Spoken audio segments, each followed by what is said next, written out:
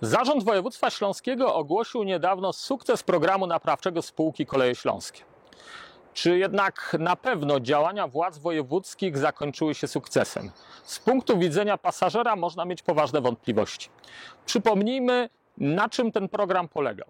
Sprowadzał się w gruncie rzeczy do cięcia połączeń, cięcia bez opamiętania i wbrew opiniom samych pracowników Kolei Śląskich, z których część twierdziła, iż w ramach tej samej dotacji, za te same pieniądze można owych połączeń realizować znacznie więcej. Z zaskakującym lekceważeniem władze wojewódzkie traktowały także finanse spółki.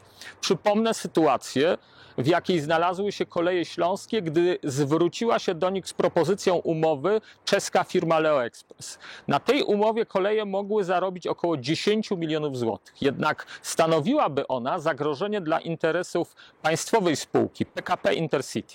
Wystarczył jeden telefon z Warszawy i pan marszałek Sekuła nakazał swojej własnej spółce wycofać się z negocjacji tej bardzo korzystnej umowy. Jak jest dzisiaj? Chciałbym na ten temat powiedzieć dosyć sporo, jednak nie mogę. Radni wojewódzcy Ruchu Autonomii Śląska zwrócili się do spółki z szeregiem pytań, bardzo konkretnych, dotyczących także tych podstawowych aspektów funkcjonowania firmy, a więc wieku taboru, jego stanu, kosztów jego wynajęcia.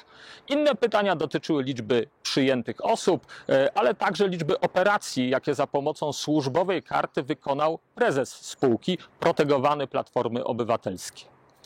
Otrzymaliśmy odpowiedzi, ale niestety nie możemy podzielić się naszą wiedzą z opinią publiczną, ponieważ zostały one objęte klauzulą tajemnicy handlowej. Mamy zatem do czynienia z sytuacją paradoksalną. Publiczna spółka jest dla podatnika mniej przejrzysta niż przewoźnicy prywatni.